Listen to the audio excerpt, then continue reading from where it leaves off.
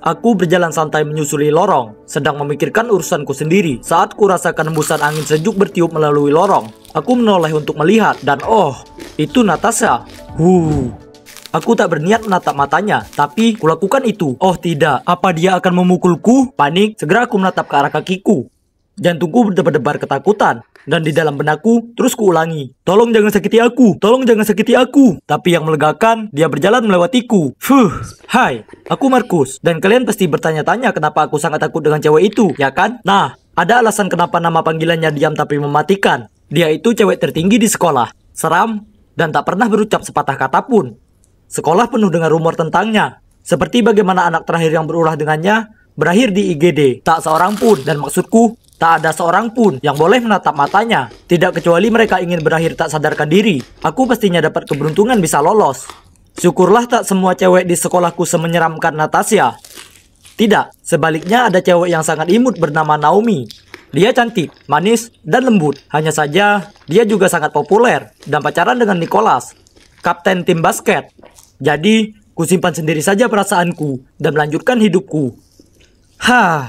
Tapi tunggu. Mana buku harianku? Kurasa tertinggal di lab science. Jadi aku bergegas ke sana. Dan oh tidak, Nicholas ada di sana, sedang baca buku harianku. Aku langsung merebut itu darinya, tapi sudah terlambat. Dia sudah memotret lirik lagu yang kutulis tentang perasaanku terhadap Naomi. Sial. Jadi biar kuluruskan ini. Cowok kutu buku sepertimu beraninya menghayalkan Naomi. Tapi kita ada masalah di sini. Dia itu pacarku. Apa kau tak tahu? Tunggu, bukan seperti itu. Tapi aku akan menghindar darinya. Aku janji. Nicholas memberiku tatapan menakutkan. Tak ada hal baik yang datang dari tatapan macam itu. Kusiapkan diri menghadapi apa yang akan dia lakukan selanjutnya. Kau harus lakukan apa yang kukatakan. Kalau tidak, aku akan menghancurkan hidupmu. Hah? Apa dia serius? Menilai dari seringai liciknya. Yap, dia 100%. Serius.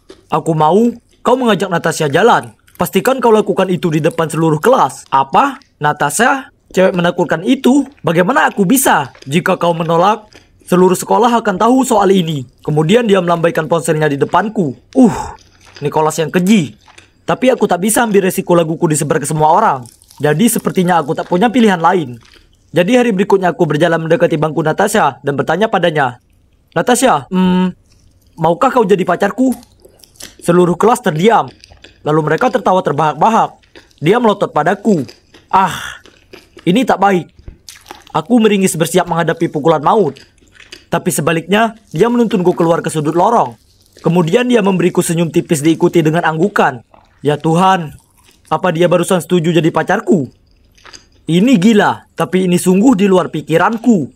Tapi, paling tidak aku masih hidup, ya kan? Dan itulah bagaimana akhirnya aku pacaran dengan cewek paling menakutkan di sekolah. Dia tak pernah bicara padaku, bahkan tak satu kata pun. Jadi aku hanya membantunya belajar dan membawakan barang-barangnya kemana-mana. Kami juga bertukar nomor, tapi hanya ngobrol lewat pesan. Kemudian suatu hari saat aku pergi makan siang dengan Natasha, Nicholas mendekatiku dan menyuruhku mengajak Natasha ke bioskop nonton film komedi romantis, yang sepertinya sama sekali tak menarik baginya. Tapi aku tak punya pilihan. Kata-kata Nicholas adalah perintah. Jadi aku mengajaknya saat makan siang. Dan yang mengejutkan, Natasha senyum, lalu mengencungkan jempol tanda setuju. Saat aku pergi menjemput Natasha, dia sudah menungguku di terasnya.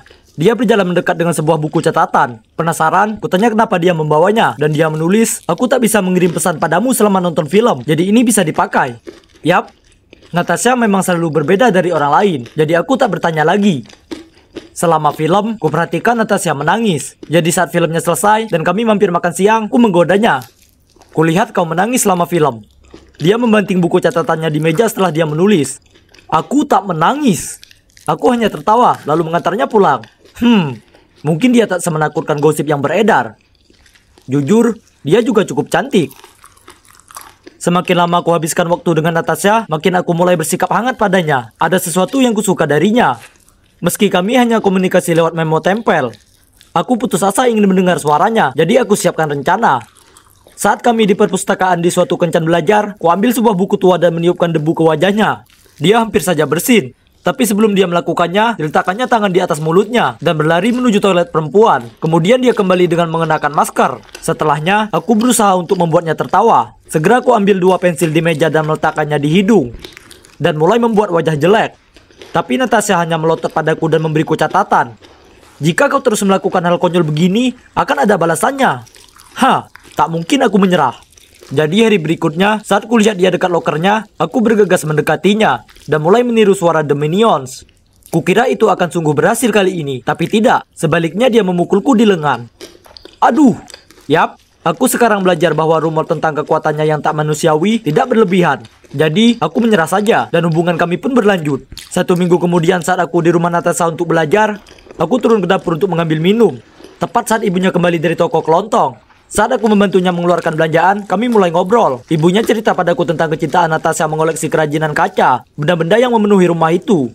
Kemudian ibunya menyentuh bahuku dan berterima kasih karena membuat putrinya senang lagi. Oh astaga, ini canggung. Sekarang aku merasa sangat bersalah. Untuk mengalihkan pembicaraan, aku tanya apakah Natasha bicara di rumah. Tapi ia hanya tersenyum dan menjawab, Natasha anak yang cukup pendiam kan? Kemudian ia cerita padaku, kalau itu karena Natasha selalu menjadi anak yang lebih tinggi dari yang lain, tapi suaranya melengking. Ini menimbulkan banyak ejekan, dan dia pernah begitu kesal. Didorongnya seorang anak laki-laki dan tak sengaja membuat hidungnya berdarah. Sejak saat itu, orang-orang mulai menghindarinya. Jadi dia menarik diri dan tetap diam. Mendengar ini membuatku merasa sangat bersalah. Apa yang kulakukan itu keliru, dan Natasha tak pantas dapatkan ini. Lalu ibunya mengatakan sesuatu yang sangat membuatku kaget. Di SMP, ada gadis bernama Naomi ini yang bersikap buruk ke siapapun. Komentar jahatnya makin menjadi, sampai suatu kali Natasha tak mau sekolah berminggu-minggu lamanya. Hah? Naomi? Naomi yang sama dengan yang ku kenal? Tak mungkin. Bingung, ku katakan pada ibu Natasha aku harus pergi dan meninggalkannya. Kebingungan saat aku keluar dari sana. Pikiranku kacau. Aku naksir dengan cewek yang jahat. Dan aku sama jahatnya, jika bukan lebih buruk setelah apa yang kulakukan ke Natasha. Lalu ponselku bunyi dengan sebuah pesan dari Natasha yang mengatakan, aku minta maaf kalau ibuku mengatakan sesuatu yang seharusnya. Apa kau baik-baik saja? Ku balas, kita harus bicara besok, kumohon. Jadi kami putuskan untuk bertemu di rumahnya hari berikutnya. Sendiri di ruang tamu, kuceritakan padanya semuanya, termasuk buku harianku, menyukai Naomi, dan bagaimana Nicholas memerasku. Natasha, kumohon kau harus percaya padaku. Aku menyesal melakukan ini padamu. Kulihat tatapan terluka di matanya. Kemudian dia melemparkan catatan padaku dan lari ke kamarnya. Catatan itu memberitahuku untuk pergi. Tapi sebelum kulakukan, aku berdiri di balik pintunya. Aku tak berharap kau memaafkanku. Tapi aku tak bisa lanjutkan hubungan kita dalam kebohongan. Dengar, aku menyukaimu dan tak mau menipumu lagi. Setelahnya, aku pergi dan aku juga mengirim pesan ke Nicholas kalau aku tak peduli dia beritahu semua orang. Aku sudah selesai jadi bonekanya. Besoknya aku menyangka keadaan sekolah akan tak terkendali. Tapi yang mengejutkanku, tak ada yang terjadi. Sebaliknya, kulihat Natasha sedang berusaha menyortir lokernya. Kerumunan orang berkumpul di sekitarnya dan Naomi mengejeknya. Bagaimana rasanya tahu kalau bahkan pacarmu lebih menyukai aku? Dia tak suka padamu. Natasha terus saja menatap bukunya, tapi aku bisa lihat kalau dia menahan air matanya. Geram, aku mendorong melewati mereka semua dan menyuruh Naomi berhenti. Dia hanya berkata dengan bercanda, kau tahu, kalau kau ingin pacaran denganku, kau bisa tanya saja. Kau tak perlu repot menghabiskan berbulan menderita dengan orang sawah raksasa ini. Kau benar, aku memang menyukaimu dulu saat kukira kau ini orang yang baik. Tapi sekarang aku tahu dirimu yang sebenarnya. Kau ini pecundang yang hanya merasa hebat saat mengorbankan kesengsaraan seseorang. Dan aku bisa tahu kenapa targetmu Natasha terus. Karena dia punya dua hal yang kau takkan punya. Hati yang sungguh tulus dan jiwa yang penuh kasih. Setelah itu, ku tarik Natasha pergi dan ku katakan padanya betapa aku menyesal. Tapi dia bahkan tak melirikku dan hanya berjalan pergi. Beberapa hari kemudian setelah kelas olahraga, aku hendak pergi ke ruang lokerku saat teman sekelasku dan tim mendatangiku. Markus, tolong bantu aku bawa peralatan olahraga ini ke gudang. Aku sakit perut.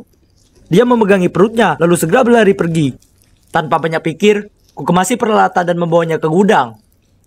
Segera setelah kuletakkan, kusadari kalau Nicholas, Naomi, dan beberapa cowok dari tim basket sedang menungguku di sana. Oh Markus, apa kau benar suka dengan Natasha? Yang aneh itu, aku tak menyangka itu. Dan kemudian sekelompok itu mulai tertawa terbahak-bahak. Kau tak berhak berkata seperti itu padanya. Lihat dirimu sendiri. Wah, apa kau membelanya? Lalu dia menoleh ke Nicholas. Sayang, tunjukkan padanya siapa bosnya di sini. Lalu dikeluarkannya ponselnya dan mulai merekam. Nicholas menyeringai, lalu menarik kerah kemejaku dengan satu tangan dan mengulurkan tinjunya ke arahku dengan tangan satunya. Aku berusaha berontak tapi tak bisa lepas. Dia terlalu kuat. Tahu aku akan tamat, kupejamkan mataku dan menunggu bogemnya. Tapi tiba-tiba muncul suara keras. Stop! Kubuka mataku dan melihat Natasha dan seorang guru berdiri di depan pintu. Ternyata dia tak sengaja dengar Dante membual tentang rencana Nicholas. Jadi dia datang menyelamatkanku. Aku melihat ke arahnya dengan penuh rasa terima kasih, tapi dia berpaling menghindari tatapanku. Sementara Nicholas buru-buru melepas kerah bajuku dan berbohong ke guru kalau kami hanya ngobrol. Tapi tentu saja, ia tak mempercayainya dan menyuruh mereka semua ke ruang penyelia. Setelah insiden itu, Nicholas, Naomi, dan anggota tim basket yang lainnya diskors dari sekolah selama 2 minggu. Mereka pantas mendapatkannya. Tapi siapa peduli? Aku punya hal yang lebih penting di pikiranku, seperti memenangkan kembali Natasha. Aku tahu hari ulang tahunnya sebentar lagi, dan ingat betapa sukanya dia dengan kerajinan kaca. Jadi kubelikan dia figurin kaca slop Cinderella, bersama tiket prom senior dan kartu bertuliskan, "Terima kasih dan selamat ulang tahun. Aku tahu yang kau lakukan tak berarti kau memaafkanku, tapi aku ingin jadi pacarmu sungguhan. Jadi ku tinggalkan untukmu tiket prom senior. Jika kau datang dan dansa denganku, maka aku tahu kau memberiku kesempatan lain. Jika tidak, maka aku tahu ini sudah berakhir. Tapi ingat, kau orang yang spesial dan layak dapatkan yang terbaik." Malam di mana prom tiba, aku terjebak di sana sendirian merasa seperti orang bodoh. Ini menyebalkan, tapi setelah apa yang ku perbuat, ini pantas ku dapatkan. Aku tak ingin berada di sini tanpanya. Jadi aku bersiap pergi. Tapi kemudian teman sekelasku menepukku di pundak dan memberi tanda agar aku berbalik. Ya Tuhan, itu Natasha dengan gaun merah tua yang paling indah. Dia jalan mendekatiku lalu mengulurkan tangannya mengajakku berdansa. Dan tentu saja, aku diterima. Saat lagu berakhir, dia mencondongkan badannya dan berbisik padaku, "Terima kasih, pahlawanku." Bisa dikatakan kalau itu merupakan malam paling membahagiakan dalam hidupku, karena malam itu membawaku mendapatkan pacar terbaik yang pernah ada. Oh, dan sebenarnya suaranya sangat imut. Meskipun dia merasa kesal padaku saat ku beritahu dia itu. Haha.